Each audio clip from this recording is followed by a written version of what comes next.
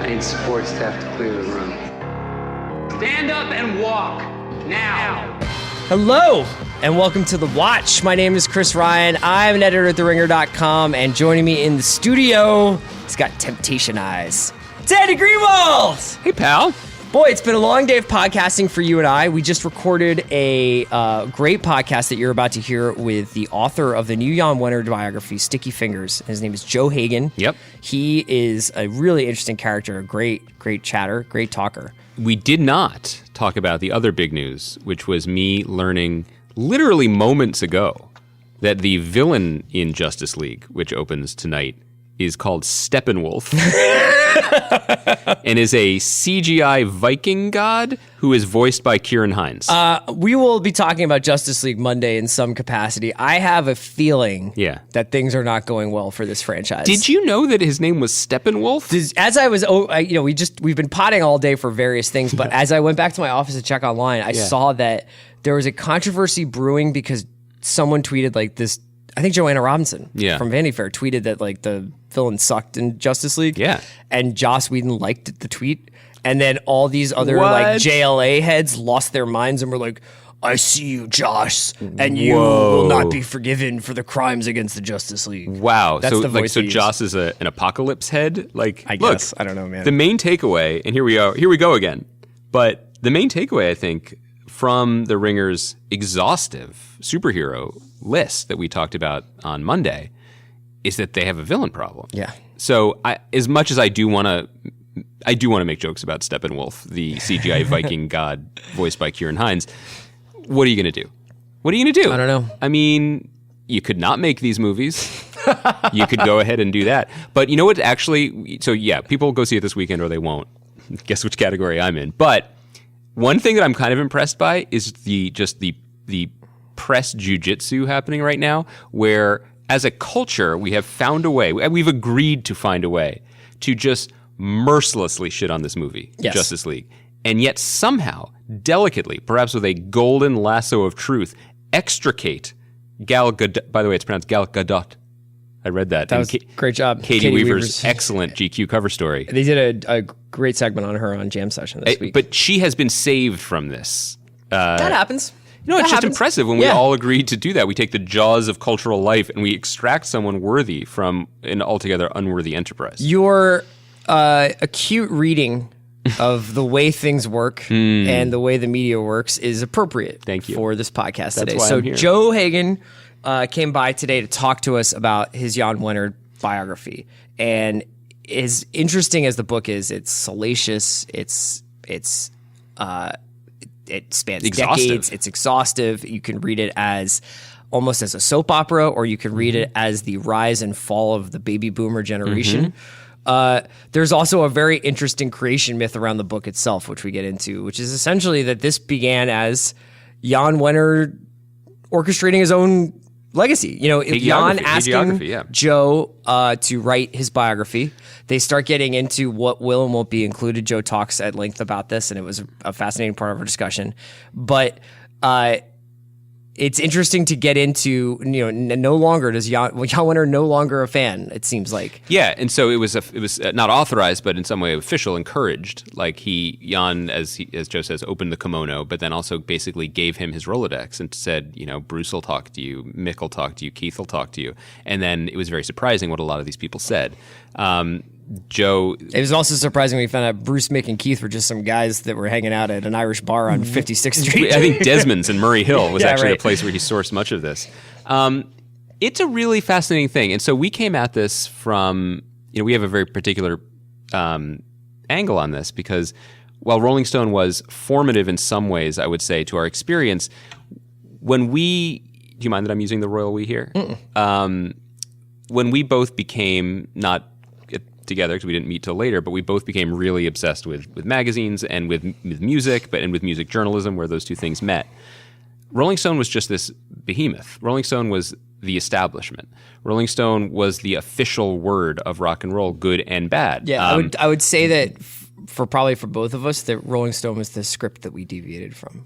That's very well put. Yeah, I mean, it's spin, like you have to have the baseline of information and you have to have the canon that you're reacting against. Now, you don't have to, but the canon left punk lots had of to people. rebel against something. Yeah, rap. It was like Rolling Stone ignoring rap for as long as it did gave rap that much more of a chip on its shoulder to some extent. But I still gave it because, when you are young and definitely in a pre-internet world, there were arbiters of things. And so, when I discovered spin in the late 80s, I was like, oh, this is very cool, but it also feels fringy and fly by night, and these opinions are shocking and exciting. But in Rolling Stone, it was official. As we said to Joe, like when Rolling Stone and News and Notes said REM was in the studio, well, there was a picture of them in the studio, and then they would put them on the cover, and then they would give Automatic for the People 5 stars. And I was like, oh my God, this album is a classic because they said it was, because they would never, this wouldn't be serious. Yeah. To me, the exciting thing about this book, which I'm enjoying very much, and you'll hear this in our conversation, is the way that Joe didn't just do a biography of Jann Wenner. He drilled down and attacked, not in a violent way, but in a really journalistic way, the very notion of there being a canon, of there being an establishment. Why did I receive this wisdom that these 5 stars from a magazine meant something important both to me and to the larger culture? And that's what's kind of interesting about it, especially as the era of giants of publishing, of giants of rock is drawing to a close. I think when I immediately think of music biographies, I think of them as acts of love, as acts of fandom, as acts of trying to memorialize or put down in stone the hagiographies. I get to say it again. Yeah. This is not that. There's a lot of really cool stuff in it, but even talking to Joe, I felt like I was in the presence of a very pugnacious reporter, and not someone who was like, it's important to me to interrogate myths. It was like, it was important for him to get to the bottom of the stories that he was talking about. And that's it. It gives the book a different feel than some other biographies that you might read that are a little bit more about like how this person, how this man or woman became a god for a while. And I also say, if this isn't too grandiose, it's a really interesting moment for this book and for this conversation, because we do seem to be living in an era where the perceived wisdom and the accepted stories are just crumbling. Because in a very small way, when we were working in magazines, there was the opinion of Rolling Stone that we shared, good and bad, good people worked there, friends worked there, didn't. But we kind of, wink, wink, we knew Jann had his thumb on the scale. Or they didn't really believe, the writers didn't really stand behind this thing. And frankly, magazines we worked for too. But yet we agreed to maintain this fiction because it had always been that way, right? That maybe something was disingenuous or maybe something wasn't on the up and up. We are living in an era where all of that is crumbling in very large ways. And so it's a book that is particularly suited to its time. Yeah. And Joe talks about that, about sort of writing into the narrative and writing into this idea. And he says he couldn't help but draw comparisons between Jann and Trump, not in the way in which politics, they were but, acts, like their careers are in and of themselves acts of narcissism. So let's get to this conversation with Joe Hagan, his book, Sticky Fingers, the biography of Steppenwolf. Sorry, guys. We'll be back on Monday to talk about Justice League and other stuff. We'll take some listener questions. Until then, have a great weekend and enjoy this conversation with Joe Hagan. We are very excited to be joined now by the author of Sticky Fingers, The Life and Times of Jann Wenner and Rolling Stone magazine, out now in hardcover from which press? Knopf. Knopf, one of my favorite words to say out loud. Yes. Joe Hagan, Just welcome. found out I've been mispronouncing that. It's for Knopf, man. It has a lot of letters that shouldn't be next to each other. And yet, this sounds so sweet. Joe, welcome to the show. Welcome to LA. Yeah, thanks for joining us. Thank you very much. I love it here. We congratulations on this book. Thanks. It is a terrific read and a terrific work of just journalism, over covering an enormous amount of time and some pretty contentious figures. Yes, thank you. We're going to get into some details about the book and about your process writing it. I have to confess I'm about halfway through the book, and I want a spoiler here, and I want to begin with this. Yeah. I just want you to give me a ballpark of what percentage of the remaining 150, 200 pages that I have left in the book, how much of that is devoted to Rolling Stone's 5-star review of Goddess in the Doorway, the Mick Jagger solo album? It's funny. I didn't mention it in the book, which is probably like a. My mind is blown. Yeah, I know. Wow. I'm in the paperback. I may have to put in a footnote. But the truth is, by the time you reach that period, Yeah. it's so much of a foregone conclusion how this kind of relationship has shaped up. Yeah.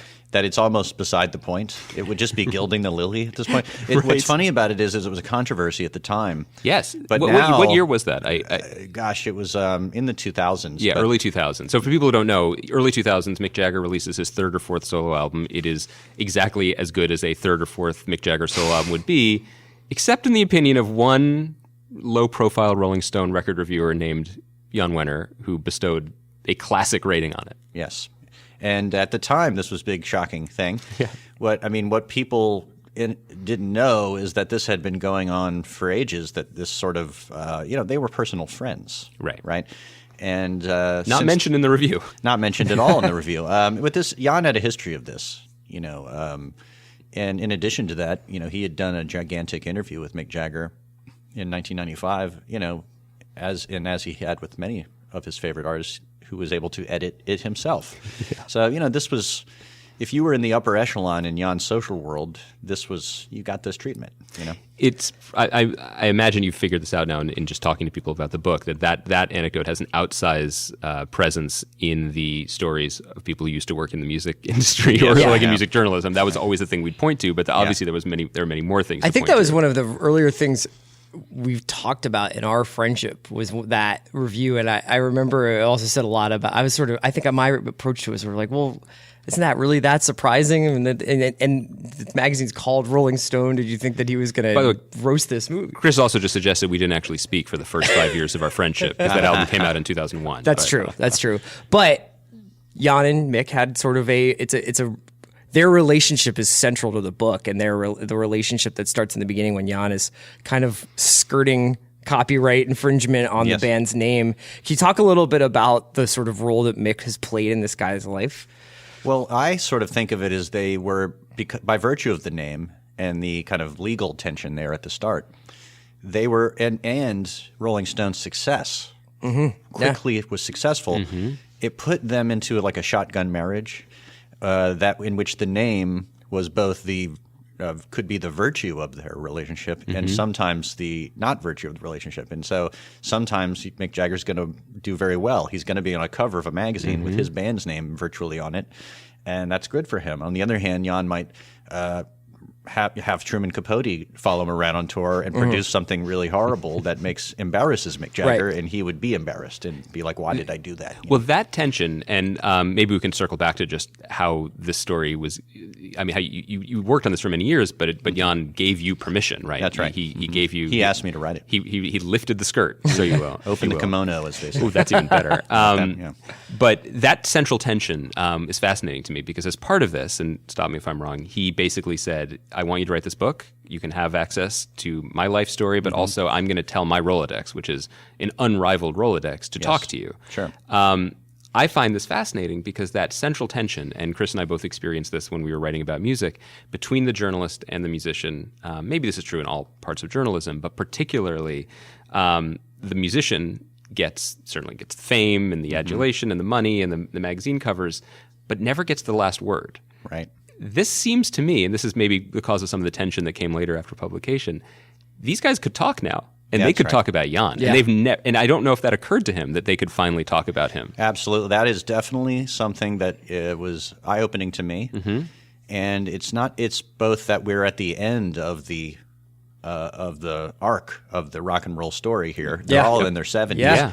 And 70-year-olds, I learned, they're at the point where they don't care anymore. You know what I mean? And if they ever did, yeah. Yeah, if they ever did. But in the past, it was in their benefit not to go around complaining about this. I have future records to sell, future covers to be on.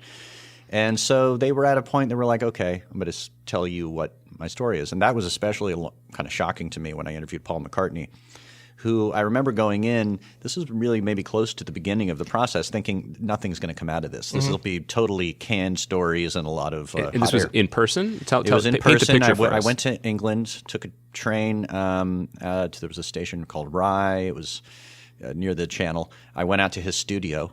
He had an office. It was amazing. Can I just say also, what is that like for you? Because you're flying across the ocean, you're going to London, and in the back of your mind, do you just have it loaded if someone asks you what you're doing, you're going to say, I'm going to meet a Beatle? Like, is it, what does that even feel like? Well, I definitely felt it, as a person who's just an incredible, obviously, fan of just like everybody else in the world. Yeah. And I was doing other interviews while I was there, but with people you wouldn't have known about or not as famous. So when I was going out there, I was thinking to myself, well, if nothing comes out of this, I'll have met Paul McCartney, and what the hell, let's go. Yeah. So I went, and so I was surprised to learn that he had a lot to unload, that he had a kind of like years-long tension and resentment of Jann and Rolling Stone. What was the moment that you realized that the interview was going in a different direction than you had expected? I think, what happened was in the book, I don't know if you've gotten this far, but there was a Polaroid that had been sent to Jann anonymously, care of Johann Wiener, that I found in Jann's archive, and it was from 1974, and it had Paul and John together in it, kind of cavorting with Keith Moon and Linda McCartney in some kind of patio scenario. And underneath the white space on the Polaroid, it said, "How do you sleep?" ? Oh, yeah. Which is an allusion to the Lennon song that was hitting McCartney. And so I pulled this out, and then lots of things began to flow. He told me Had he seen that image in a while? He knew exactly what it was. And May Pang, I've learned since, published a book of other Polaroids from this same period. Because what had happened, as you learn in the book, and Paul told me, which was that Yoko Ono had come to him and said, John and I are broken up. He's out in L.A. going crazy. The Nielsen era. The Lost Weekend era. She actually asked Paul to go act as an emissary and tell him that she would take him back. And so he goes to L.A. with Linda, and this whole scenario unfolds in which he sees Lennon. Now, the reason this was significant is it sort of portended, John Lennon going back to New York and living in the Dakota. But it also was sort of a period where they were going to repair their relationship a little bit after the breakup of the Beatles. And Rolling Stone had been really in the middle of the Beatles breakup. Yeah. In the John Lennon interview of 71, which is the epic interview of really the biggest rock and roll interview Jann ever did by any measure. And that was a very painful interview for Paul. It was putting salt in the wound about the breakup. And, Paul recognized correctly that Jann and Rolling Stone were partisans for John Lennon in this whole scenario. But you would think, okay, maybe that was an isolated period. But this went on for the rest of the history of Rolling Stone in Paul's mind. That Rolling Stone and Jann, especially after he died, had turned John, had gone and worked hand in glove with Yoko, because they became social friends, Jann and Yoko, to make John Lennon the only Beatle that mattered.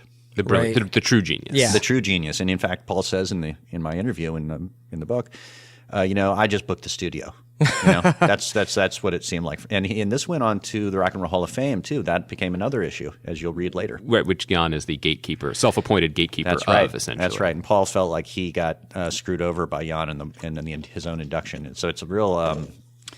Listen, I was thinking. Obviously, these things all happened in the 60s. Clearly, they're over it. They're not going to be. No, they never get over it. They're always sensitive flowers. So they're artists, sensitive flowers, exactly. We'll have more from Joe Hagan in just a minute, but first, a word from our sponsors. Today's episode was brought to you by Zelle. Zelle is a new way to send money to your friends and family from your banking app. Cash is easy to lose, and checks take a while to clear. But with Zelle, once you're enrolled, the money moves right between bank accounts and typically arrives in minutes. Pay your share of the cost of dad's gift. Request half the cost of the Christmas tree you bought with your roommate. Or pay your personal trainer that you hired after Thanksgiving with ease, all thanks to Zelle. It's so easy to use and works with almost anyone with a bank account in the U.S. And don't worry, Zelle is safe and backed by major banks, which means you can send money confidently. Just go to ZellePay.com to learn more. That's ZellePay.com. Zelle, this is how money moves.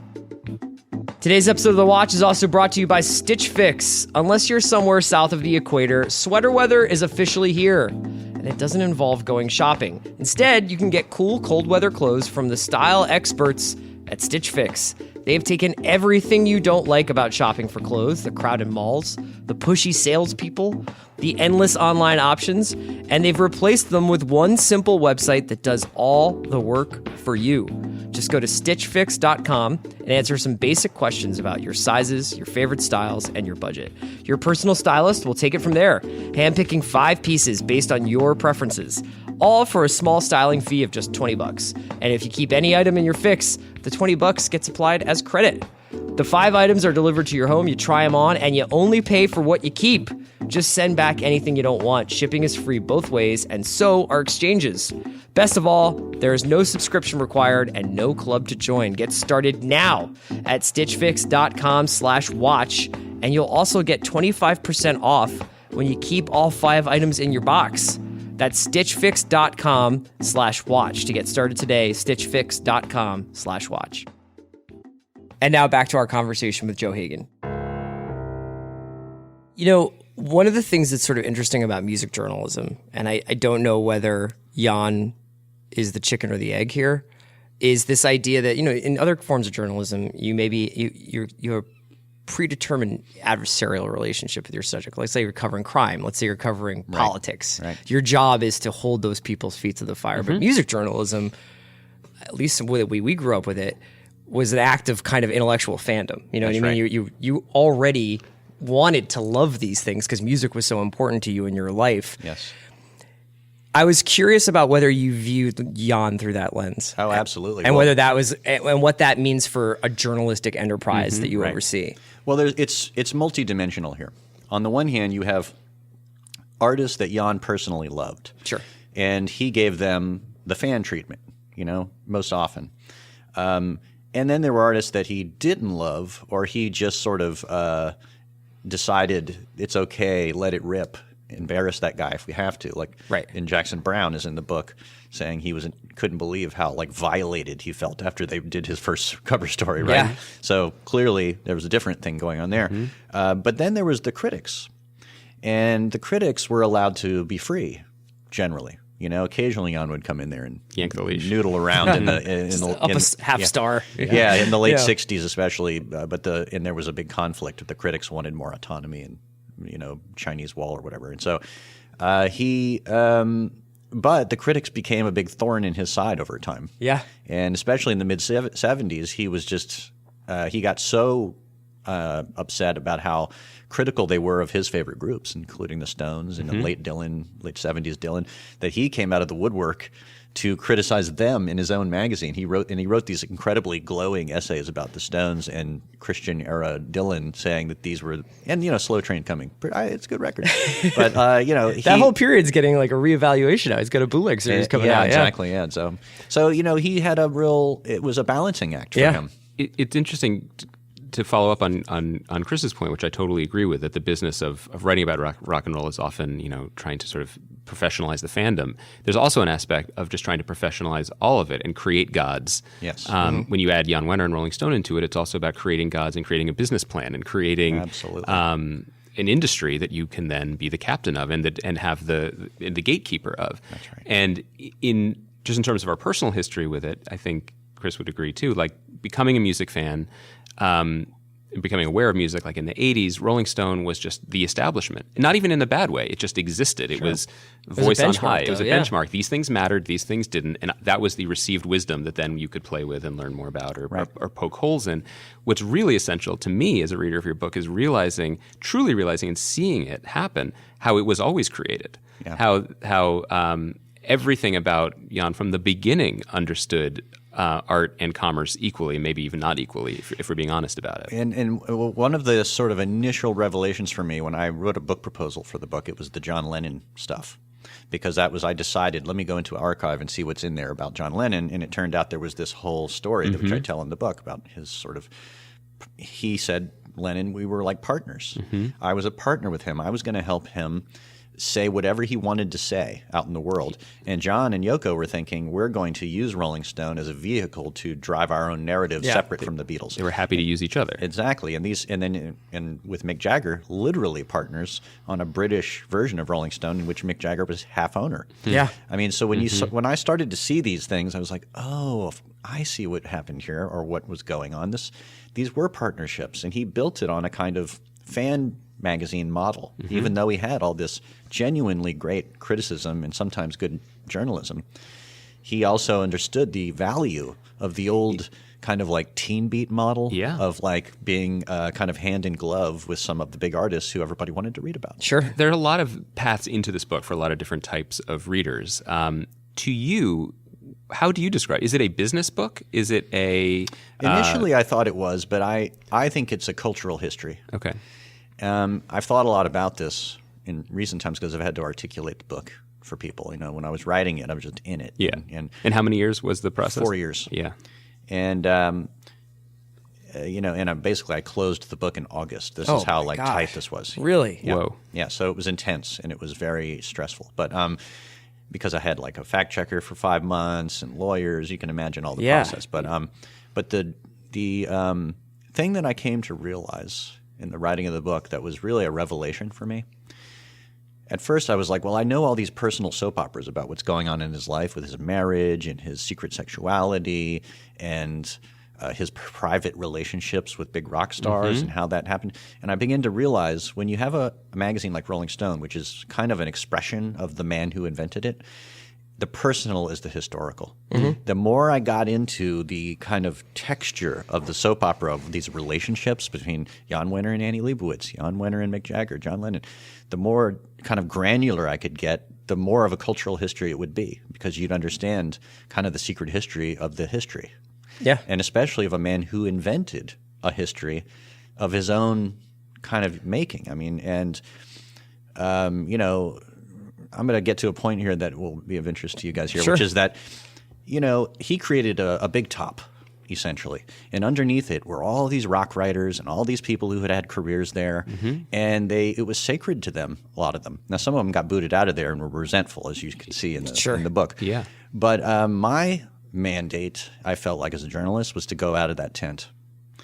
And in a way, I had to kind of drain away some of the nostalgia and some of the reverence that, other writers who were more devoted to Rolling Stone might have had for it, And this has been somewhat controversial for people. Yeah. This is what we want to talk about also. Yeah, and but I have no regrets whatsoever about it because the truth is like I wanted to tell the true story, and in a way, while I understand the magic that will set you free of music, I'm a huge fan. Yeah. People should know that Joe walked into the studio with a bag with a record in it that he purchased in a store, not moments before. So he's the real deal. I'm into it, and I spent way too much time in there. But the story is about Jann Wenner, and he was a culture maker, and he was a businessman, and he was a social climber. And it was his ego and the force of his ego and the force of his appetites that really drove the magazine, no matter what was in it, who was writing it. And he knew how to find talent, and he did all these incredible things. But I had to track him. I couldn't track everybody else's feelings about it. If you want to read about the writer's point of view, go read Robert Draper's book. Okay, Rolling Stone, The Uncensored History, which is even more negative than my book, actually. You know what I mean? I don't consider my book negative. Because it's more personal. It's resentful in a way. It's all these resentment and all this resentment. And your own reviewer said that it was a feast of sourness, my book. And I just totally disagree with that. And I think that, but I get it. It's like it's an emotional response from somebody that wants you to give it more kind of romance.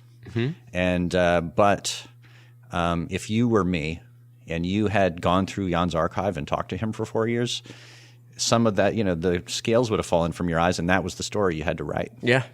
And that's my I think position. It speaks to, you're talking about this big tent. It was also, it meant different things to different people at different points in their lives. I remember for us, there was definitely a point where the reviews were the most important thing.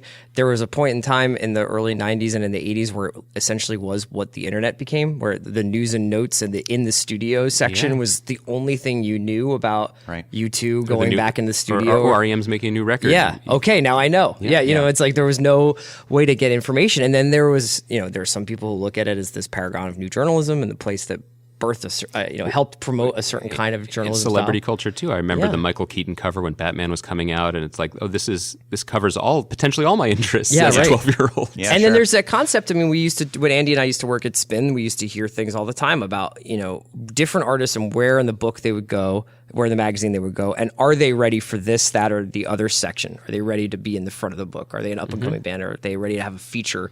And Stone's cover was this. It's like this kind of like you were marked if you did it. If you got on the cover, you were a significant contributor to American popular culture at that point. And I think that's also part of the thing that people have to wrap their head around, because in some ways what you're doing is you're bringing us back to Jann and you're showing us this is all the man behind the curtain. Yeah, exactly. And that's what the book is about. It's like the great and powerful Oz. Yeah. Okay, and how did it work? The thing that really I remember, I struggled with this in the writing of it, because I remember getting to the 80s and I was looking through the issues and this, instances of really fabulous journalism. There were all kinds of writers that we all know who were in there. And I would ask Jann, well, tell me about some of the great stories from this period. What were you involved in? What are you proud of? And he could think of a couple. Tom Wolfe, Bonfire of the Vanities, the AIDS coverage, which is interesting. But he was way more animated talking about his private jet than he was about any article that he published. And at first I was very disappointed in this. And I thought, really? I mean, wow, in the details. And there was a couch and there was a bed and my friends and I all went on these great journeys and we were going everywhere and Fran Lebowitz was there and all these crazy things. And at first I was like, I remember saying to myself, I'm not putting that in the book. Oh God, that's disappointing. Yeah. But then I realized, no. That's the point. That's where this was all going. And that's it. Then it becomes a story of a generational thing. Totally. I remember working at Spin when I first got there in 99 or in 2000, someone showed me Rolling Stone's ad sales material that went to the companies that were advertising in the magazine, and the disconnect between what they wanted to still be known for, the artists that they wanted to cover or deal with, and then this document, which was basically saying, Bob Dylan is still the only thing that matters. Here's a Jaguar.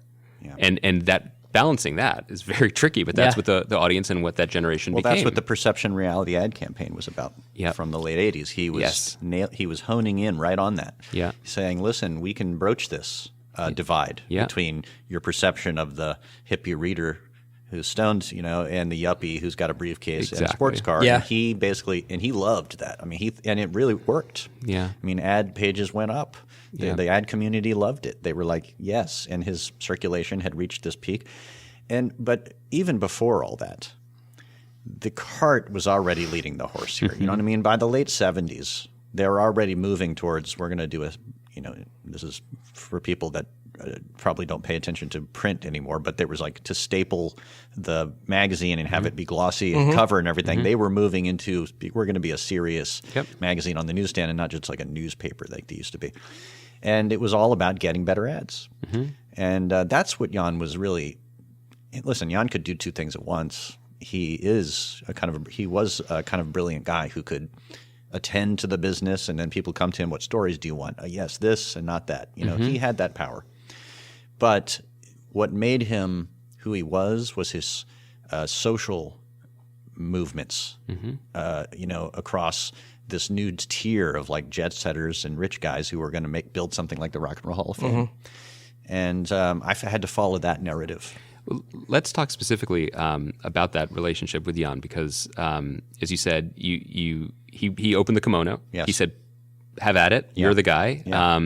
And then you, as a good journalist and a good writer, you wrote a true book, and there has been some discussion that maybe he doesn't love that. Yeah, he hates it. I'm of the opinion that he will probably come around and realize the value of it. But am I. But can you talk about that entire journey from when you met him to the relationship during the book to the relationship right now in November? Well, listen, I knew him just really casually before any of this book stuff started. I had met him in a cafe in my little village of Tivoli, New York, where I live. He had just bought a big estate up there and it had just been finished being remodeled and everything. And so I meet him in a cafe. I'm on my computer working on something, and I recognized immediately who he was. And I was like, what's he doing here? And I immediately just stood up and went over to him. And I was like, Jann Wenner, what are you doing around here? And, Wow. and he said, whoa, hello, okay. And I'm getting this milk and this cappuccino. And he invited me to his house for a birthday party that his kid was having. And This is his kid, Gus, who this took was over the his magazine? his younger Okay. children. Okay. And one of his kids was turning 5.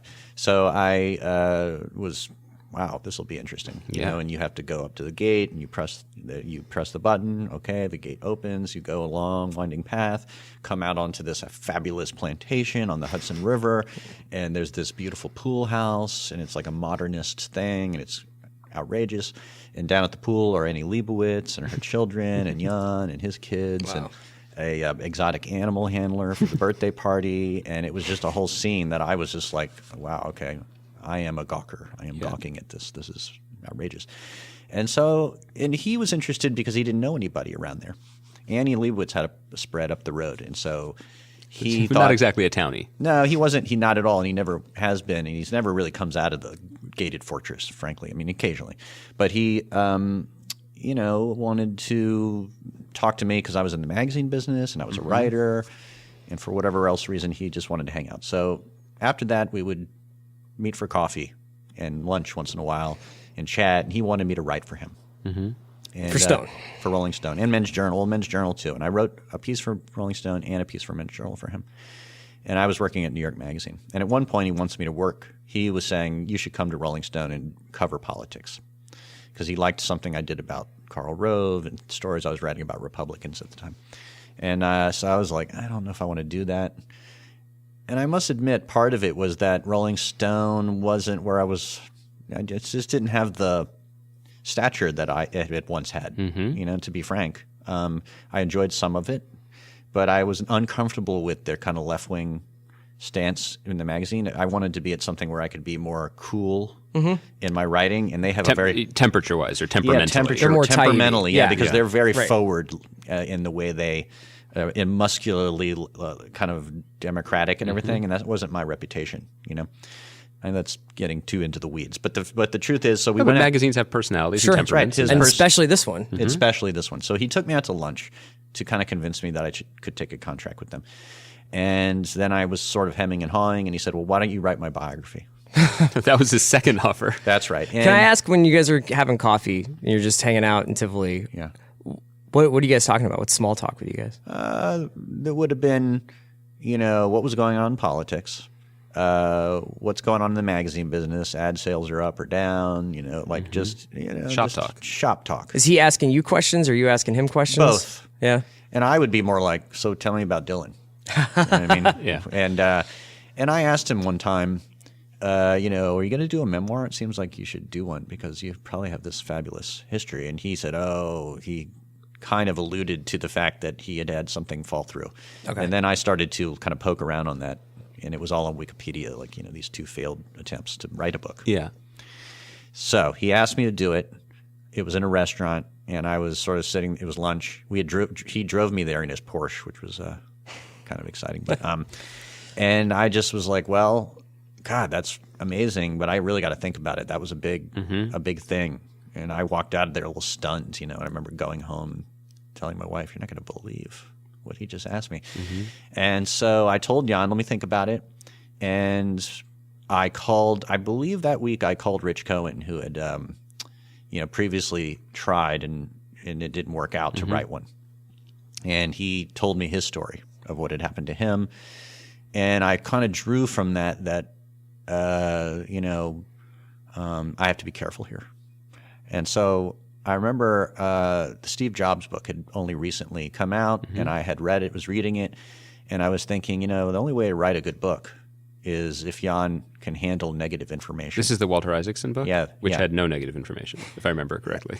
No, Walter Isaacson's book, it just shows Steve Jobs to be the biggest jerk who ever lived. Oh, Yeah. I guess I've completely misremembered that No, book. and it was like he is a very unappealing person in Right. that book, and because he was an unappealing person. Yeah. But he was iconic, and you could still read the book and enjoy it but you would also be like alarmed by what a Right. jerk he was.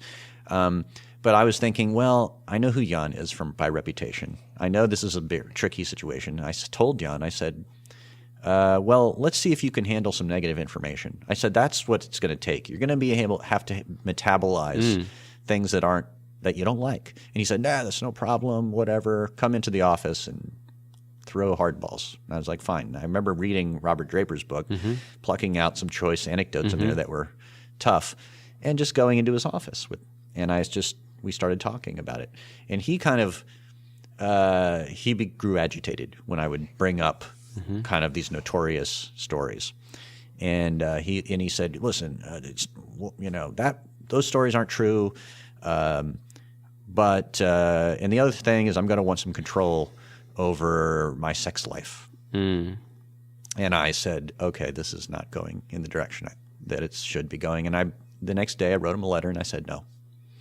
I said, if you want somebody to write an authorized biography, you should find that person. I'm sure it'll be a great book, but that's not the book I'm going to write. I said, I can only do this as an independent book. And thus began a month-long series of talks with him over coffee in which he pushed and wanted me to do it. And I kept saying, only if you let go on this kind of like sex thing. So while you're having these conversations with him and he is at once enticing you to do this, but at the same time giving you parameters about what do you think is going through his head in terms of, I mean, if he doesn't want these kinds of things in the book, why keep going after you? I guess is the thing that I just don't. Well, here's how his mind works, now that I know. There was a 50-year anniversary coming up the road. And he wanted to have this treatment. The Steve Jobs book was hovering in the background as a thing. I want to think like that. The big iconic tome about my life. And also I had just interviewed Hillary Clinton, and I think he liked that I, was worthy of her getting this exclusive interview with her, and all these things were sort of commingling to make me seem like I was near him. And so he thought his proximity would help, he's got a reputation in the business. He'll be the guy that can do this, but I just need this little bit of control. And I just said, you can't have it, or you can't have me. I'm not going to do that. And then we had this series of things where I'd be asking him, well, why? What is the thing? Because obviously you're paranoid as a journalist. What are you afraid of? Yeah, what is the thing that you're hiding? And at first I thought, there were rumors that he had affairs with actors and different people. And so I started asking him, did you have an affair with this person? Is this what you're worried about? No, it's none of that. Well, so eventually we got to the point where I said, listen, he said, write it down what you need. Have a lawyer draw up a thing, put it in what you want, and we'll see if we can get there. And I wrote it up. I said, it's an independent book. You can't read the manuscript, and I have to have carte blanche. And he said, well, he pushed back on the sex thing. And I finally said, okay, anything that is related to Rolling Stone or any of your magazines, if I can connect anything you did to the magazine, I have to be able to write about it. And he said yes. And when you think about it, even this latest allegation that's out there about him, about the young man who's claiming that Jann offered him a contract for sex. Right. That would have been underneath. That would have fallen under the under the contractual thing. Yeah. And the other thing I said was anything you say on the record is on the record, no matter what it is, even if it's about this stuff. And that was a pretty big. That gave me a lot of room because he's somebody that he'll talk. He's a raconteur. He will talk eventually. And so anyway, this is how it all began, and it was sort of like high risk. There was a lot of intensity there. Once we got through the contract, we relaxed. We were like, now let's just do this, right? And I felt like I have the freedom to write the book I need to write. And he just was really excited to unload all the stories. And his version of the story. Right. And you got the other versions too in there. And so at what point this summer did he get his hands on it? And at what point did... I sent it to him after Labor Day. Knowing it was being published on what day? Yeah, on October 27th. Right. Or I think 24th. And I said to him, well, what happened was I was told by the publisher, it's at the printing plant. So the ship has sailed. The ship has sailed. And that's when I sent it. And at first I told him, I'll send you the first copy off the printing press. But then I thought, you know what? I'm going to give him some time to digest this because I knew some of it would be hard for him. Yeah. And he was already upset, actually, about the title. The title was revealed in the spring of last year, and he was really upset about it. And What but did he think it should be called? Huh? What did he think it should American be called? Lion. Jann Wenner in his times. Yeah. Right.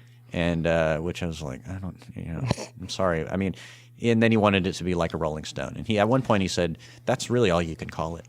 Really. So there's this thing here we alluded to before you told us the details of it, which is that this guy, there's this binary, right, where he has the creative side of him and then there's the business side of him, and that is what fueled him and what created the magazine and his success, but it's also what has undone him at many stages of his career, and it does seem to be playing out maybe one last time with gusto with his relationship with you in the book, because what you have written is an exemplar of the field. I mean, you've written not just a great book to read, but a document of the times with a clear point of view and real journalism, the sort of things that he, when he's wearing a certain hat or wearing a certain suit, champions. Exactly. Yeah. And so one would think... Yeah, but that's hard. Imagine reading a 540-page book about yourself in which 250-odd people are telling everything about you. Oh, Right. And it's going to be, a kind of a historical colonoscopy, so to speak. And it's like that's hard for him. And at the stage he's at, it's hard for him. Because, one of the things that, we've all noticed in the last 10 to 20 years is Rolling Stone was being propped up basically by all these old rock stars. Yeah. Okay? And by Us Weekly. And by Us Weekly, exactly. The other things. And I think that Jann, and not just Jann, but people that were his allies, these hip capitalists of a certain generation, they were maybe the last to know that it was over. And in a way, I think Jann, if you've seen the HBO documentary about Rolling Not Stone, yet. well, it's very soft and celebratory, and God bless him, do it. And Jann's the executive producer of it. It's his vision of history. But at some point, I'm writing the book, and it's in the 2016, 2017 period. And I have to – it was an opportunity, actually, to look back on it and strip away some of the nostalgia for it because, look, it had not saved us all. You can't immunize yourself from history because of how great the Rolling Stones are. There's going to be a lot of stories. I mean, we'll look back, assuming we're all still alive in 10 years, and we'll look back at this time. And I don't know if you could have known when you were writing, but you think about the fall of the boomers. You think about the end of Hillary, the end of Harvey, the end of Jann, these people who wielded this kind of left-center political, social might, and this kind of like economic cachet that they had. And the idea that this book comes out right at the same time is just fascinating. Well, it was, and I have been, and maybe it was because I was writing it in real time, along with these things that were happening. I didn't really realize it at the time. I just remember thinking, this book came organic from the material. I mean, if you read some of these anecdotes, if you're kind of shocked and surprised and alarmed by them, well, so was I. I was like, this is an incredible story. I got to write it this way. And so much of it was like folly, the folly of the drug abuse and the kind of sexual ambiguity and confusion and the messiness and the backroom deals and all this stuff. And I thought, this, Jann probably won't like it because some of it is kind of irreverent. You know what I mean? On its face. Because the enduring story of the baby boomers in the 60s is that everything they did mattered. That it was all in process and or then they service came into to. control of the voice. Yes, to it was say, messy. Yes, we broke some hearts or we abused things and we lost some people along the way. But there is beauty and there's truth and beauty here. Yeah, that's good. And that's exactly what I was trying to say about the immunity. Is like they felt immunized. Right. Jann felt immunized against the kind of warts and all version of the history, because he still believed he had the force field of their success. He controlled how people thought of it. So just in conclusion, you said something at the very beginning, just as a side comment that I thought was really interesting, which was you said that now that we're at the end of the rock and roll era, and we talk a lot just as fans and as former music journalists that rock music is not central to the culture anymore, no matter how much for a long time. No matter how much you pretend that it could be. We are all in different ways veterans of a time when magazines were central to the culture in a way. And one of the reasons that I stopped, and I bet Chris would say the same, I had to get out of writing about music for magazines, is I felt like I was at the Venn diagram of a death spiral of two industries. Boy, you said it. So from your experience both before, during, and after this book, but also writing the book, being around Jann, what big picture thoughts do you have about this? the world that we grew up in. Magazines matter a certain way. These magazines matter. These power brokers, from Jann to Graydon Carter to whomever else, matter. Rock and roll matters. The boomer myth matters. Yeah. Where are we? Well, at the end of the book, and you're going to get there. I am going to get there now that although I'm still upset about the goddess in the doorway stuff. I understand. Well, wait for the paperback. I'll put it in as a note. But at the end, I address this directly, and it's one of the reasons Jann is upset about the book. That is proof he finished it.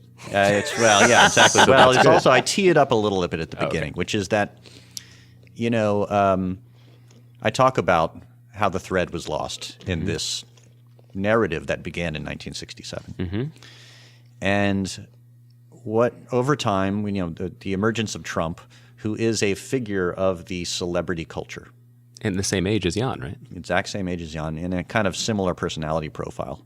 I don't want to take that too far, but they're both narcissistic individuals. And I sort of maintain at the end that one of the things that happened is, I say that Jann is a man of the me decade of the 70s, as Tom Wolfe called it. And that was followed by a series of me decades. And eventually Go figure. You get the me president. Yeah. And what happened was the culture that Jann was a part of, the celebrity culture, the world of fame and money and power that kind of built up from this stuff, it uncoupled from ideas.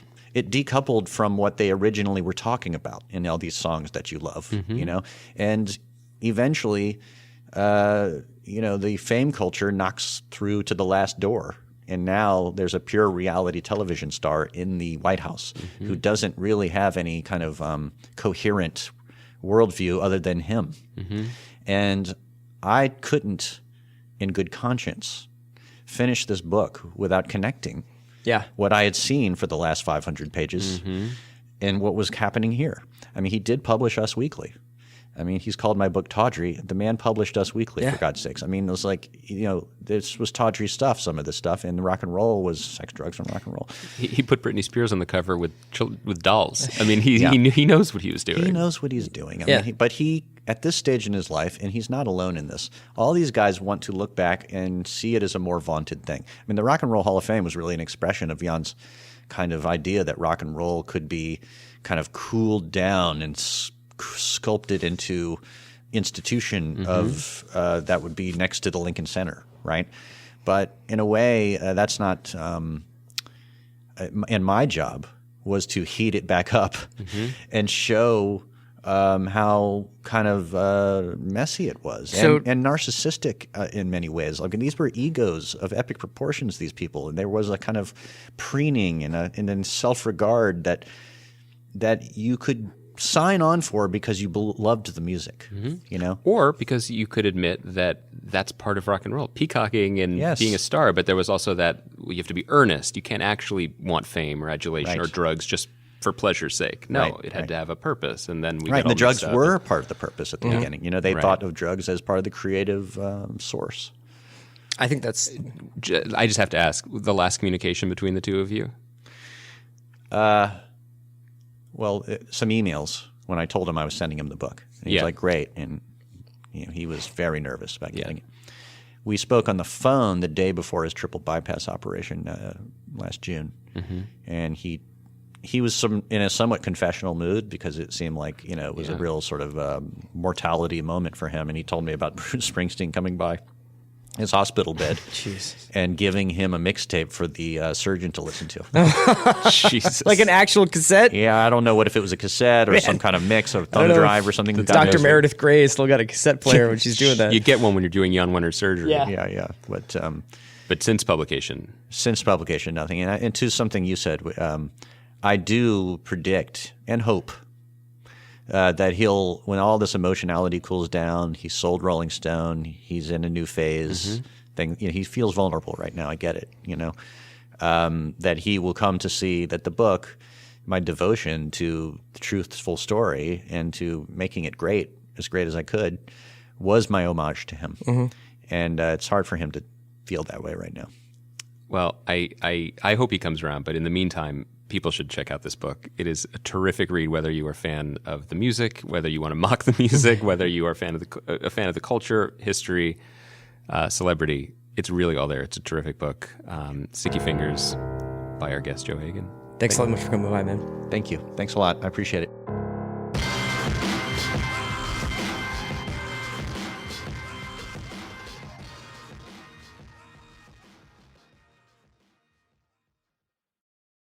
Today's episode of The Watch was brought to you by Stitch Fix Men. Unless you're somewhere south of the equator, sweater weather is officially here. Time to pull out the long sleeve shirts, sweaters, and jackets. But if last year's layers are feeling tired, here's an easy way to give your closet a wake-up call. And it doesn't involve going shopping. Instead, you can get cool, cold weather clothes from the style experts at Stitch Fix.